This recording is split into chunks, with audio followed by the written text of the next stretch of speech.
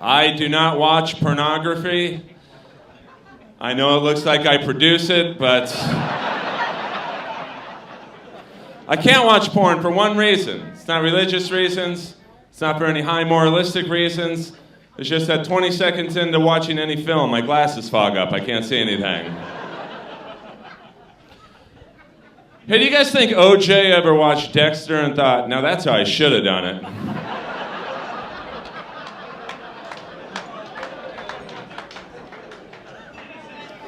I do have to apologize to each and every one of you. I'm the reason the show was late. I drove Jeff and Whitney here, and we were driving on the 5, and I saw a huge neon sign that said Black Angus Restaurant, but the G was out.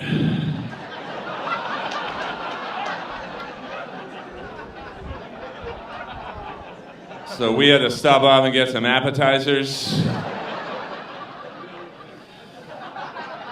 Best damn cinnamon rings I've ever had.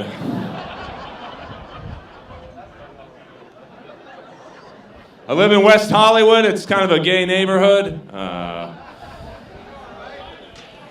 Actually, it's a very gay neighborhood. It's not kind of gay. I mean, if I'm walking my dog late at night and I drop the keys, I've got to kick the dog and the keys up 2 blocks.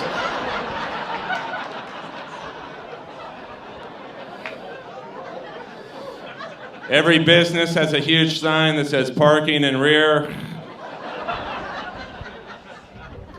I go to the gay 24-hour fitness to work out. It's like a Fellini film in that gym. And I wanted to look really good for you guys tonight, because I know Irvine's a very good-looking crowd, man. And I mean, the women in this crowd are beautiful, and I would sleep with half the guys in the crowd.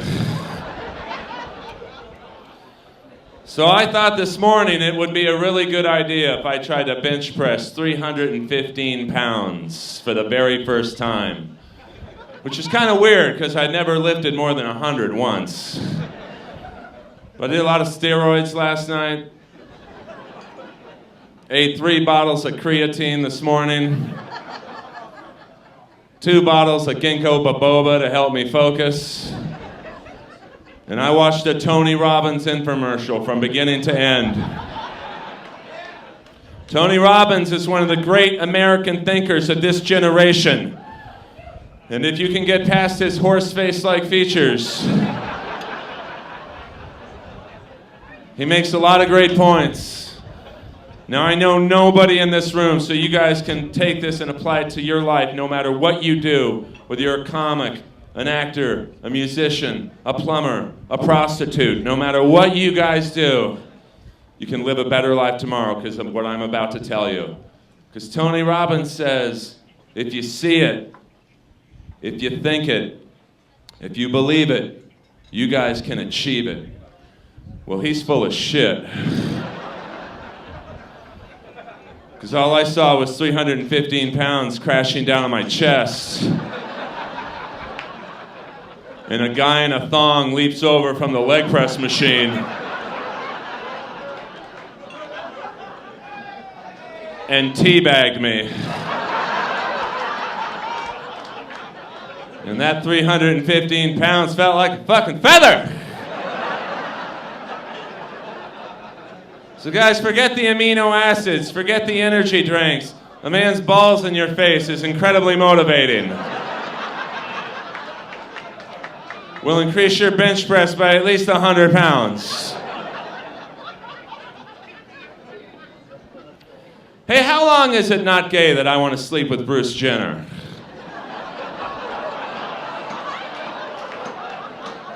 I mean, after he has the operation, he's gonna have the oldest, newest vagina on earth.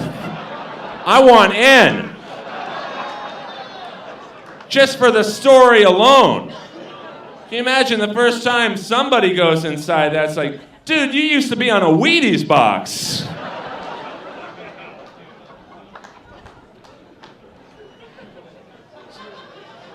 If that's wrong, I don't want to be right, brother.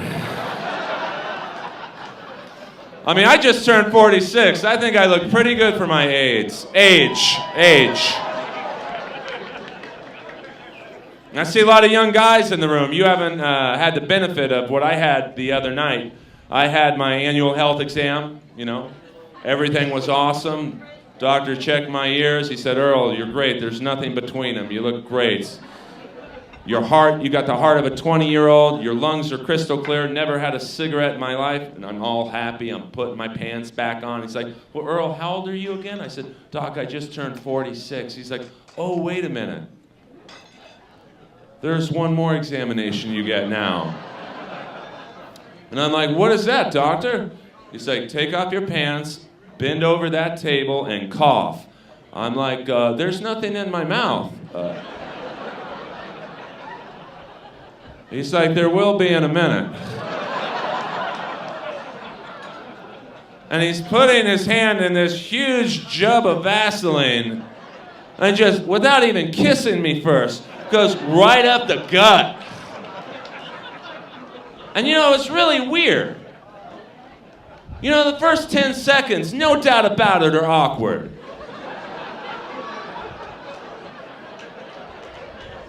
I mean, I'm like the 405 north back there, no southbound lanes. And then the next 10 minutes aren't so bad. It's like he's making cotton candy back there.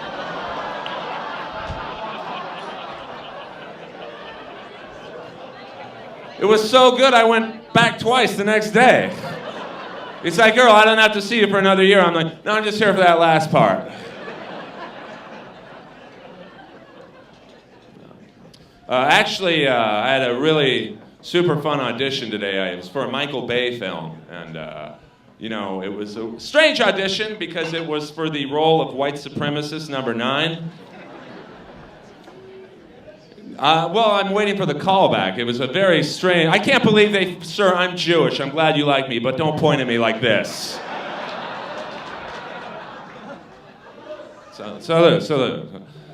Didn't I see you at an Affliction shirt convention?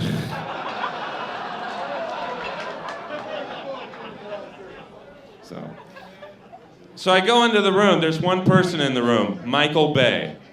And he's like the biggest director-producer in the world right now. He's like, come on in, Earl. I saw your audition reel. I thought you'd be perfect for the part. Which is really scary that my audition reel screams white supremacist number 9. And he's like, I'm not really pleased with what I've seen so far, so I hope, I got to ask you a couple questions. I don't want to waste any more of my time. Question number 1, you know what you're auditioning for? Would you shave your head? I'm like, yeah, man, I'm in my 40s. It's not gone by now, it'll grow back, They even say, if you shave your head, it grows back thicker. So I'm like, yeah, no problem, man. It's like, question number 2, would you get tattoos? Now, I don't have any tattoos, so I'm like, well, they're not permanent, Mr. Bay, are they? He's like, no, they're henna tattoos.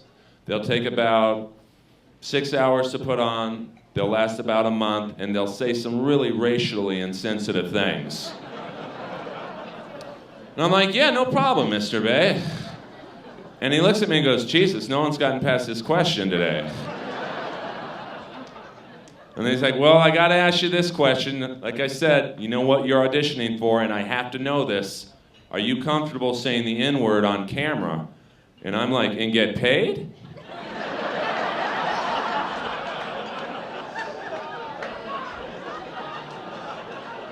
Because I've been saying that for free my whole life. And he's like, well, Earl, that's good to know. But I tell you what, we might have a problem here. It's not that I don't think someone who looks like you wouldn't say that word, but, I once had a skydiving film. Lead actor said he wasn't afraid of heights. First day of filming, he wouldn't go on the mountain because he was afraid of heights. So I'm going to have to hear you say that word. Now, I'm not going to say that word. It's like the most filthy, disgusting word in the English language, so I'm going to replace it with a slightly less offensive word like Armenians. And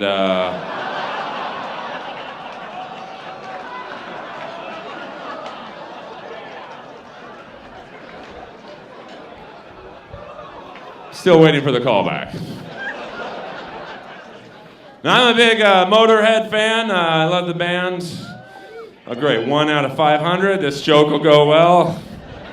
Actually, I can't lie to you. I don't like Motorhead at all, but I do go to all their concerts because I know I'll be the best looking guy in the room for 2 hours. And the second best looking chick. I love going to concerts, though. You know, it's good. You guys are here to forget about your problems tonight. You know, your work week problems, relationship problems. I do the same thing, but I go to concerts. Like, probably my favorite concert I ever went to was Poison, Cheap Trick, and Def Leppard. And it was right at Irvine Meadows, or whatever it's called now, Verizon Greenpeace Amphitheater. I don't know what it's called, but that was the show it was a great show. Cheap Trick went first, and they are an awesome band. They did about 45 minutes. House lights go on, and a big sign appears behind the drum kit. It says, text 4532, and your message will appear on this screen. What could go wrong with this idea? Certainly no one would type anything inappropriate. And the first message was so heartwarming. Dear Poison, please play I Won't Forget You, Baby, for my loving husband of 75 years, Rick. Which is crazy that there's a 100-year-old couple at a Poison concert. Then the second message, equally as nice. Dear Def Leppard, please play Headed for a Heartbreak for my girlfriend of 4 hours, Jennifer.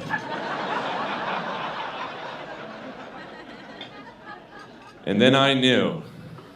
I just had a hunch that the third text message would be pretty bad because of the marijuana haze in my section and the guy doing cocaine right next to me texting. Marries a slut and takes it in every orifice, which totally ruined the rest of my concert that night. Because I'm going up to every girl in my section going, you're not Mary, are you?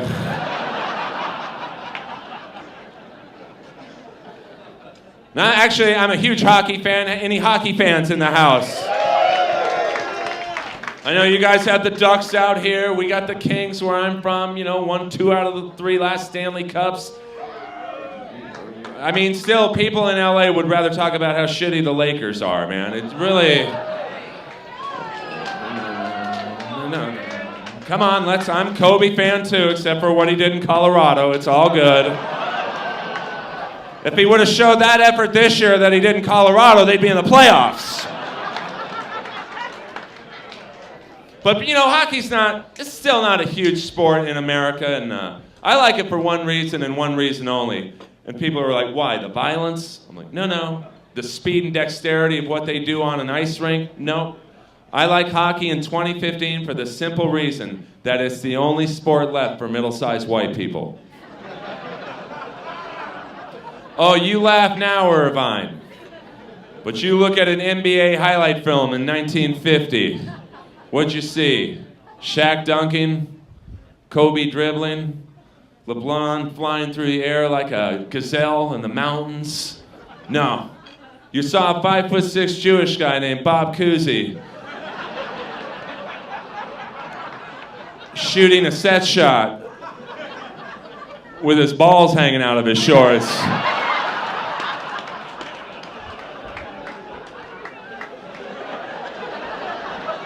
Look like church bells down there.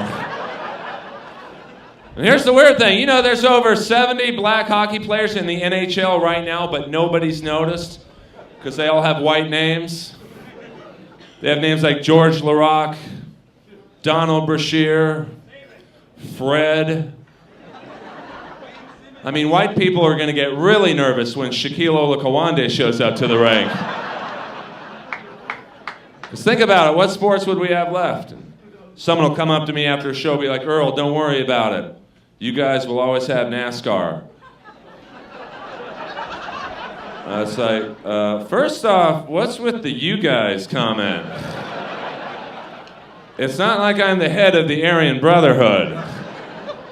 Second off, NASCAR is not really a sport. I mean, that's an activity you can do in the parking lot of a Walmart.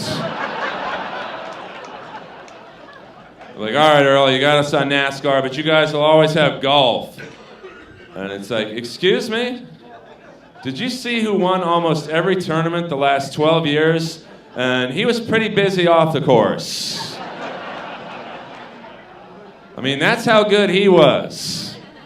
Imagine if you're like the number 2 golfer in the world, Phil Mickelson, and you're sweating your ass off for 22 hours out of the day on the driving range, fine-tuning your swing to the most minute of details, and Tiger's at the titty bar for 22 hours out of the day, fine-tuning his swing. And he's still winning by 10 strokes. And they're like, all right, Earl, you got us on NASCAR, you got us on golf, but you guys will always have women's tennis. It's like, excuse me? Have you seen the Williams brothers play?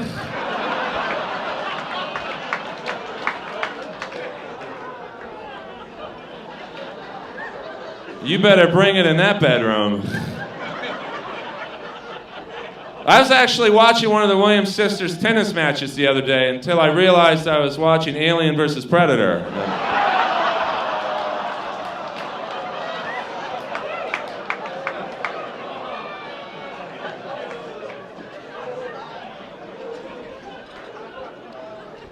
I was watching TV the other night. I love these commercials they have for toilet paper. It's like, I don't really think toilet paper needs its own commercial, you know. It's not really a lot of guesswork as the end product and the end result for that item, you know. It is what it is, but I finally got it when it aired right after an Arby's commercial. Because if you've had 5 sandwiches for $1 at Arby's, you've had to reach for some Brawny right after. Now, I know Brawny's a dish towel, but trust me, 5 sandwiches for $1 at Arby's, you're grabbing for whatever your hands can get to first. But my favorite sport's football. I love football, man. Of course, my favorite team is the Pittsburgh Steelers. Listen, I get a lot of flack for liking Ben Roethlisberger as a quarterback because I don't believe that first girl he said he raped her in Reno. I've been to Reno. You don't have to rape anybody there. Trust me on that one. They got a heartbeat. They want it. But my favorite part of any football game is that first series of downs when the announcers get so excited to introduce you to the starting lineups. And in the Steelers' case, they start off with their smartest player, Troy Polamalu. And he's very eloquent, very well-spoken for an NFL player. And that little Brady Bunch screen pops up, and he looks at the camera in a real sexy voice just like mine and goes, Troy Polamalu, University of Southern California. And then they get to the next guy, Ike Taylor, the U. I don't even know what school the U is. But he says it with such conviction, you're like, it's got to be a great school. And then they get to the next guy, Casey Hampton, the Ohio State. Like there's 2 Ohio States, and this guy picked a better option. And then they get to the last couple guys on the team. And these guys are absolute morons, but they're starters, and they got to get to them. And the 10th guy is like, Mike Mitchell.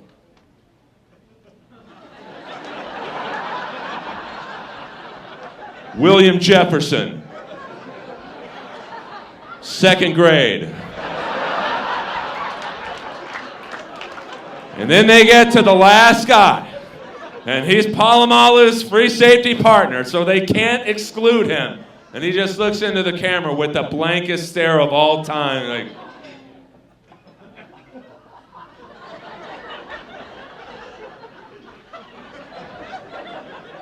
Donnie Shell.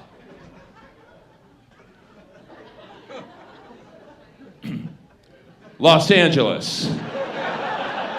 Guys, enjoy the rest of the show. My name's Earl Skakel.